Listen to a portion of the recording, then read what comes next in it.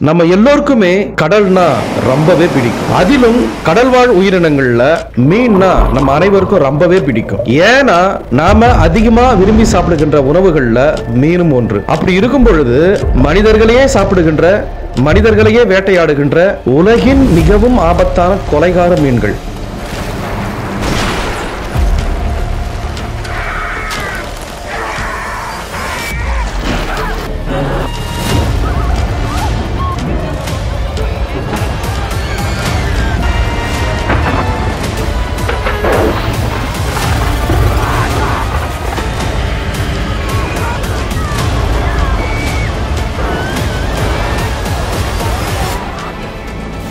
இந்த பதிவுல மனிதர்களை சாகடிக்கக்கூடிய மிகவும் ஆபத்தான கொலைகார மீன்கள் எவை எவை என்பதை இந்த காணொளி மூலம் விரிவா பார்க்கலாம் வாங்க.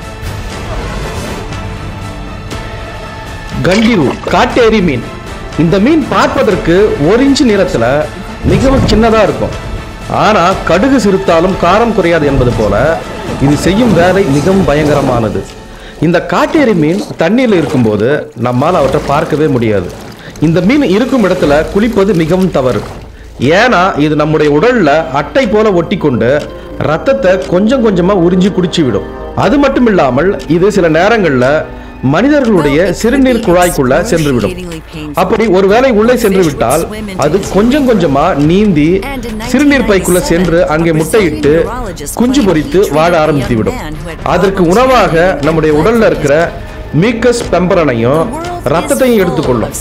இப்படி இது சாப்பிட ஆரம்பித்தால் மனிதர்கள் உயிரோடு இருப்பதற்கான வாய்ப்புகள் மிகவும் குறைவு. இதை அவ்வளவு சீக்கிரமா அறுவை சிகிச்சை செய்தும் வெளியேற்றவும் முடியாது. அடுத்ததா பாக்ஸ் ஃபிஷ், பெட்டி மீன். இந்த மீனின் உடல் அமைப்பு பார்ப்பதற்கு பெட்டி மாதிரியே இருப்பதால இதற்கு பெட்டி மீன் என்று பெயர் வந்ததாம். இது சராசரியாக 25 சென்டிமீட்டர் முதல் 60 சென்டிமீட்டர் நீளம் வரைக்கும் வளரக்கூடியது. இது பாறை மற்றும் பவளப்பாறை இருக்கும் இடங்கள்ல தான் அதிகமா உயிர் வாழுமா. இது மனிதர்களை அவ்வளவு சீக்கிரம் தாக்காது. ஆனால் யாராவது இதை தொந்தரவு செய்வது போல இது உணர்ந்தா இது தன்னுடைய உடம்பிலிருந்து அஸ்ட்ராக்டாக்சின் என்ற விஷத்தை வெளியிடும். அந்த விஷத்தை தெரியாம மனிதர்கள் தொட்டா அது நம்முடைய சிவப்பணுக்களை பாதிப்படைய செய்யும். இதற்கு சரியான நேரத்தில் சிகிச்சை மேற்கொள்ளவில்லை என்றால் உயிர் போவதற்கும் அதிக வாய்ப்புகள் உள்ளது. அடுத்ததா கிரேட் ஒயிட் ஷார்க், பெரிய வெள்ளை சுறா. ஆபத்தான மீன்களை பற்றி பேசும்போது சுறா மீன்கள் இடம்பெறாமல் போகுமா? அதிலும் இந்த கிரேட் ஒயிட் ஷார்க் மிகவும் மோசமானது. இதற்கு சராசரியாக 300 பற்கள் இருக்கும். அதே போல இதனுடைய உடல் எடை கிட்டத்தட்ட 200 கிலோகிராம் ஆகும். இது கடல்ல ஒரு சொட்டு ரத்தம் சிந்தினாலும் 1 கிலோமீட்டர் முன்பிருந்தே மோப்பம் பிடித்து இறை எங்குள்ளது என்பதை கண்டுபிடித்து விடும். இந்த சுறாக்களிடம் நாம் மாட்டினால் இது ஆக்ரோஷமாக நம்மளை தாக்கும். இந்த சுறா 300 பற்களை வைத்து கடித்தால் உயிர் தப்புவது மிகவும் சிரமம். அடுத்ததா பஃபர் ஃபிஷ், கோல மீன். உலகுல விஷத்தன்மை வாய்ந்த மீன்கள்ல மிகவும் மோசமான மீன் தான் இந்த பஃபர் ஃபிஷ். இதனுடைய விஷம் சைனைடை விட 1200 மடங்கு வீரியமானது. இந்த மீனை யாராவது பிடிக்க நினைத்தாலோ அல்லது இது பக்கத்துல சென்றாலோ இது தன்னுடைய உடலை பெரிதாக பந்து போல மாற்றிக்கொண்டு தன்னுடைய உடம்பிலிருந்து விஷத்தை வெளியேற்றும்.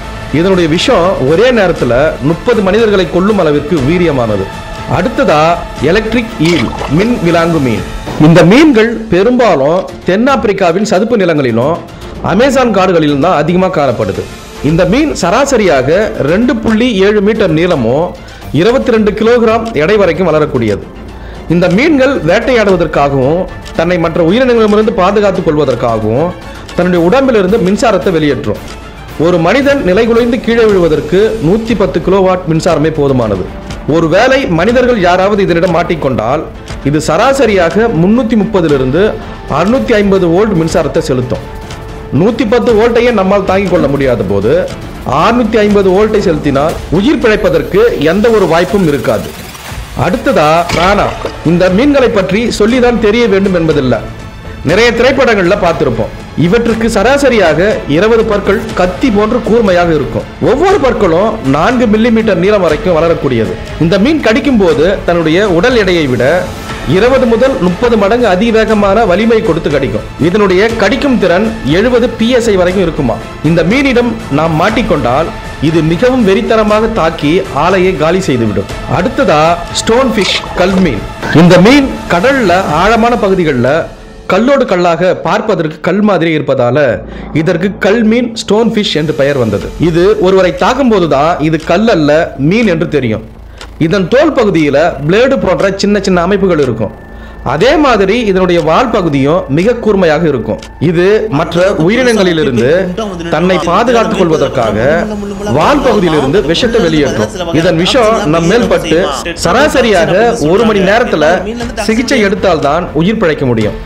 இல்லை என்றால் இந்த விஷம் உடம்புல சீக்கிரமா பரவி பக்கவாதம், இதய செயலிழப்பு மற்றும் உயிருக்கு ஆபத்தை ஏற்படுத்தும்.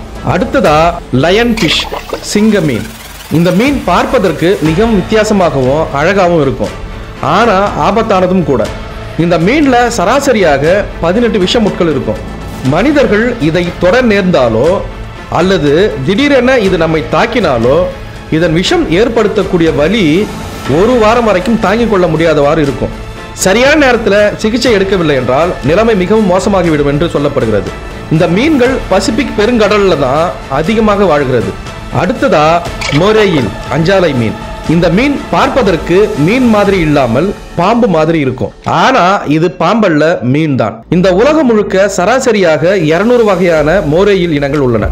இது சராசரியாக 3 மீட்டர் நீளமோ 30 கிலோகிராம் எடை வரைக்கும் வளரக்கூடியது. இந்த மீன்களுக்கு பற்கள் மிகவும் கூர்மையானதாக இருக்கும். ஒருவேளை இது யாரையாவது கடித்தால் அந்த இடத்திலிருந்து சதைப்பகுதி அப்படியே துண்டாக வந்து விடுமாம். மேலும் கடித்தது மட்டுமல்லாமல் தன்னுடைய உடம்பிலிருந்து ஒரு விதமான விஷத்தை மனிதர்களின் உடல்ல செலுத்தி விடுமாம். அதனால நமக்கு நிறைய பக்க விளைவுகளும் பாதிப்புகளும் ஏற்படுவதற்கு அதிக வாய்ப்புள்ளது. மேலும் இது போன்ற பல்வேறு தகவல்களை அடுத்த காணொளியின் மூலம் விரிவாக பார்க்கலாம். நன்றி.